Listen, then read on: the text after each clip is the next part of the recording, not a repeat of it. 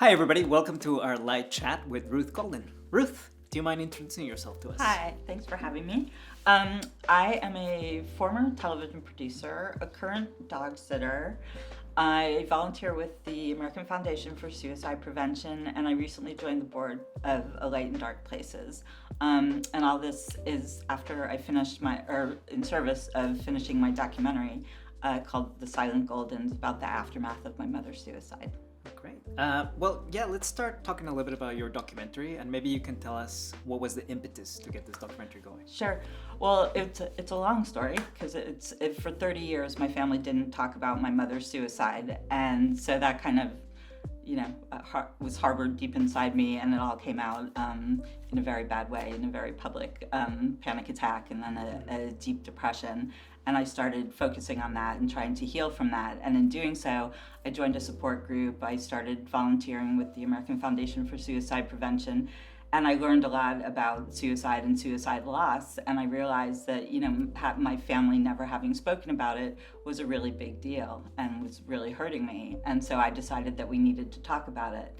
And because of my background in television, once I decided that we should start talking, I said I should really film this and make a documentary because it's a good story. If somebody else had come to me saying, I want to do this as a producer, I would have been, that's a great idea, and you should, and it could really help people. So that was the idea behind making that into a documentary. Yeah. How long has been the process of making this documentary? It's been almost 10 years, Wow. Quite frankly, from first getting the idea to doing the work. It took me about a year to kind of build my courage to ask my family to do it, and then about another year to raise money and kind of set out and really do it. And then I went and did the interviews, and then after that it was just working to put it together and trying to raise more money and just kind of the whole process of trying to make a film. Yeah. And I'm also curious to find out a little bit about what have you discovered about suicide through making this documentary?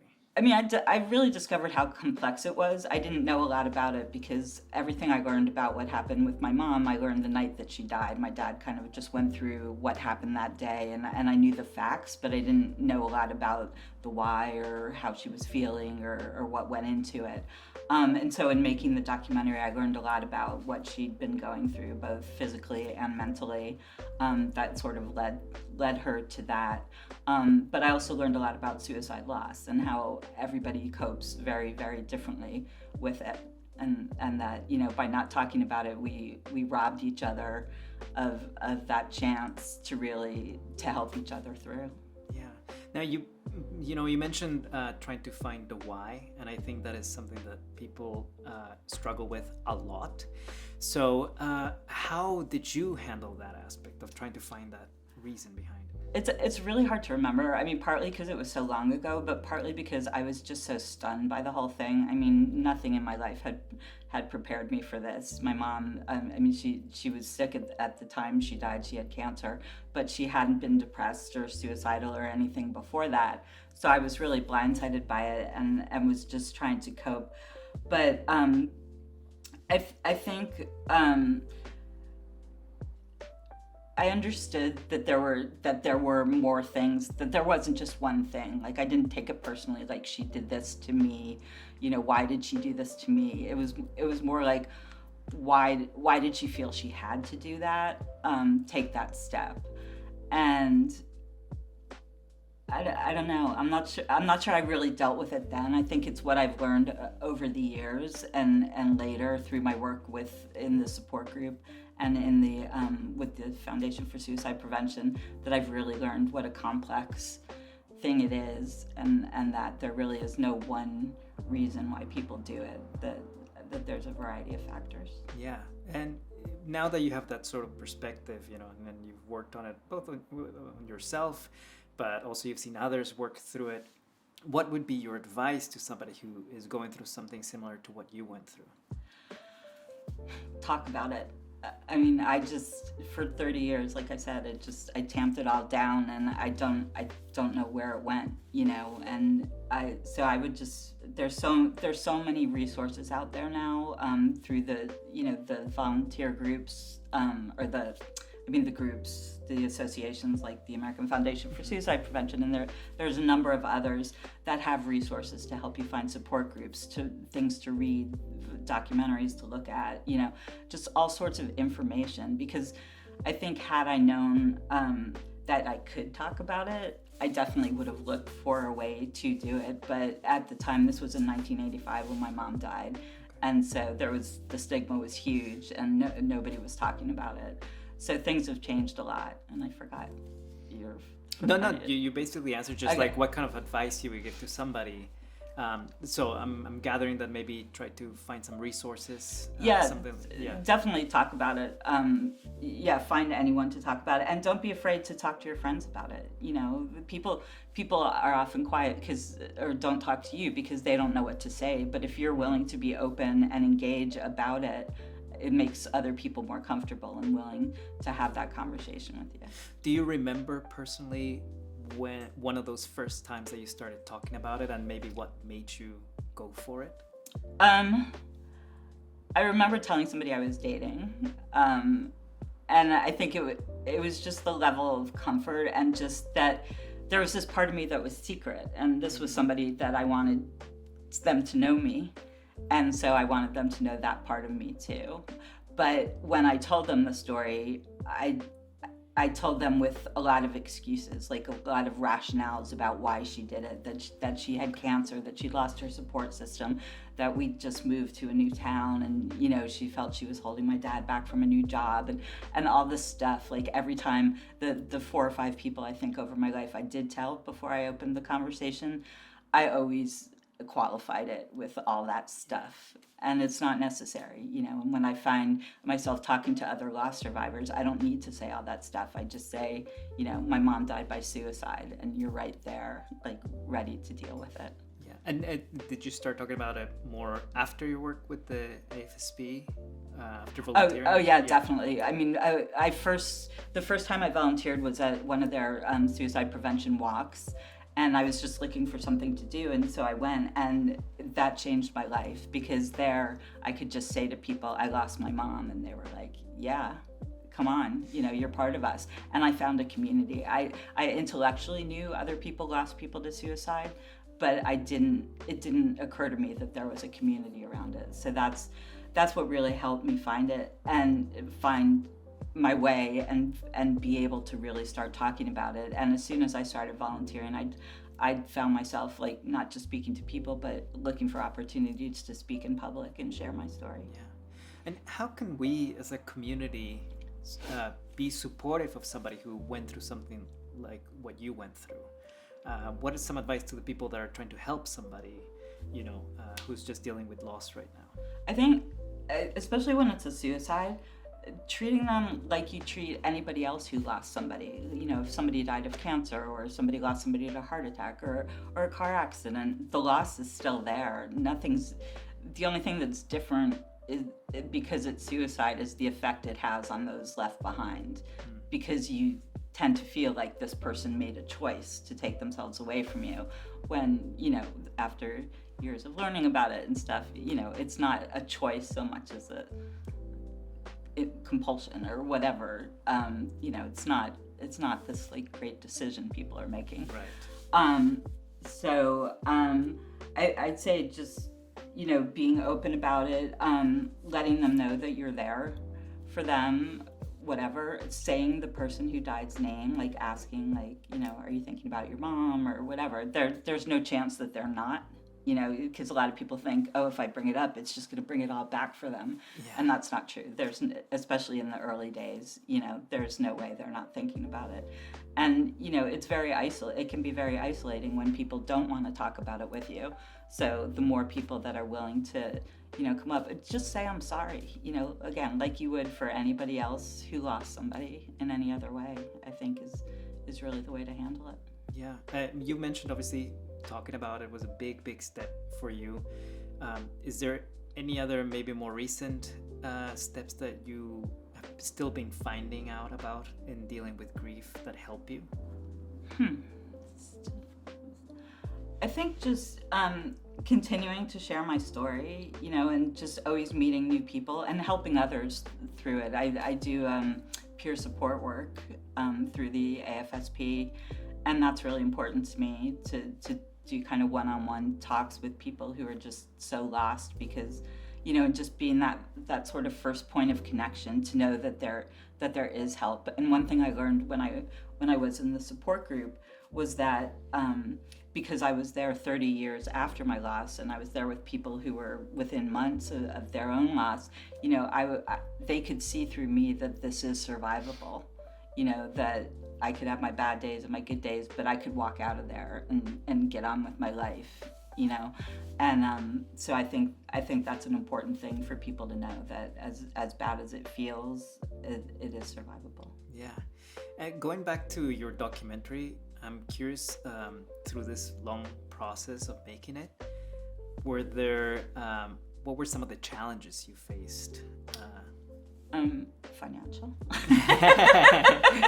Yeah. It was very hard raising money for me, for anybody, but for me especially, it seemed very hard. But I think it was... Or maybe, let me rephrase it, maybe what do you think made it possible to make that documentary now, opposed if you had done it, let's say, 3 years after the loss of your mom, or something like that, I think the time definitely helped. Because, time helps all types of loss. But I think going through what I went through with my sort of breakdown and depression, and then really doing the work to heal. I went to a grief therapist. I went to the support group, and then I started volunteering. And I think it was those things that just really helped me put it into perspective, understand that other people go through this, that I wasn't alone, that everything that I had felt and was feeling was normal, and that there is help out there, that it wasn't just this thing I had to live with deep inside of me, that, I could let it out and I could express it, and the world wasn't going to come crashing down. Yeah. Obviously, you just said, you also helped others and continue to help others. So I am curious, what are some active ways that we can help in this fight against suicide? Well, the first thing I'd say is learn the number 988. That is the crisis number. It's like the 911 for suicide, and you can call it, even if you're not the person in crisis, you can call it if you're concerned about somebody else. I think sharing stories is helpful. Just seeing, like I said, other people that can survive it and how they've gotten through it, because everybody reacts to grief and death and this journey differently. In the bigger world, there's getting involved with some of these organizations helps you find a community, and I think that for me was really the changing point, and really different, that meeting other people that had gone through it and seeing them able to talk about it and be free about it, and just that there is this whole world of people that are supportive and want to help each other through this kind of thing, and that it's such a unique tragedy, that it really, survivor to survivor, really helps. Yeah. And I want to ask you, if somebody has a story that they do want to share, what's the responsible way of sharing our stories when it's related to suicide? Yeah. Not talking about the details of the death is the most responsible. It can be triggering for some people, but it's also just nobody's business. The point is they died. They died by their own hand. That's all anybody needs to know. So that's really important. Sharing more than just the death. Like, I could tell you about the day my mom died over and over and over again, but that's not where the story ends. That's where her story ended, but my story continued. So it's telling the rest of your story, how you're dealing with it, how you're coping, the steps you take to get through, or how you've, how other people have helped you. Just I think sharing, and then, I'm sure there's more. There's lots of good steps. No, that's great information. maybe you can tell us a little bit also about what made you join the board at A Light in Dark Places. Well, I've been involved with them probably 7 or 8 years. At this point, I started through my work with the American Foundation for Suicide Prevention. I came to A Light in Dark Places shows, bringing resource materials and as sort of the go-to person for people to talk to if they needed to after the show. And I've always loved theater. It's been a lifelong love of mine. And so just the whole mission and the work that A Light does really spoke to me, and I love the people that work on it, and I just wanted to be a part of it, and I was thrilled to be asked to join, and I just hope to help to move it up to the next level. Yeah. How has art helped you personally in your journey? I know you mentioned, working on TV, loving theater. What do you think art does for you? I don't know. I guess I kind of live in art because I'm either watching TV or making TV or listening to music or reading a book. So yeah, it all affects me somehow in different ways, I think. But storytelling is truly my passion. My job one of my first jobs in television was in documentaries, and so that was kind of my first love. And so I love telling stories, and I think people are fascinating, and pretty much everybody has a story to tell. Is there a specific piece of art or media in general that you would recommend everyone engage with? I don't know. As far as suicide, it doesn't necessarily have to be about suicide. Just something that you feel like, everybody should watch this or read this book. I don't know. Well, when I was thinking about it in relation to suicide, I saw it recently, the movie Ordinary People. I haven't seen it. Yeah, that and the book. They're both very different because the book, it's about a guy who had attempted suicide but survived after his brother died in a boating accident. In the book, you're really inside the guy's head, but on the screen, he's played by Timothy Hutton, and you can really see all the stuff going on in his face. And I saw it when I was young, and I saw it with my parents, and it was my first exposure to suicide, and it really shows how complex it is, and how inside your own head you are when you're dealing with stuff like that. So I think it taught me a lot about the complexity of it and gave me a lot of compassion for suicide. So when it did happen in my family, I wasn't very judgmental about it at all. I was like, that's just sad. Yeah. Did you read the book first? It's the one, I usually don't read the book and watch the movie, but with that one, I'd read the book first and then I saw the movie. Yeah. Was it satisfying to see? Yes. Yes. Okay, they both hold up on their own. I guess that does. Great. Well, we like to do this lightning round questions. So are you ready? I'm ready. Okay. Favorite comfort food? Pasta. Yeah, nice, simple. Yeah, I like it. Favorite way to unwind? Probably reading or watching TV. Ooh, okay, yeah. How about favorite childhood movie? Escape to Witch Mountain. What? I've never heard of this movie. You've never heard of Escape to Witch Mountain? No. Oh, Can you give me the quickest logline? Kim Richards, you know her she was in Real Housewives of Beverly Hills for a while. Well, she played Tia, and her brother Tony, they came from another planet, but they didn't know it, and they were lost, and so they were in this orphanage, but these weird things kept happening, like little magical things, and so then this man knew about them, and he came and tried to kidnap them, but this other guy saved them, and then they ended up getting back to their own planet. That sounds kind of comforting. To agree. What is your favorite piece of advice that you've read, gotten, heard? I think speak your truth. It's worked for me. It took me a long time to do it, but it worked. And the last question is, if hope had a color, what color would it be? Everything should be pink. There we go. We nailed it then. Yes. Ruth, thank you so much for You're doing welcome. this little interview. Thank you And for having me. yeah, well, we're gonna have the premiere of your documentary, or it might have already premiered. I'm not sure when this is coming out. So come join us, or I hope you enjoyed it. But no, once again, thank you so much. What's the name of the documentary? Did we The say it? Silent Goldens. Perfect. Thank you. And thank you for watching.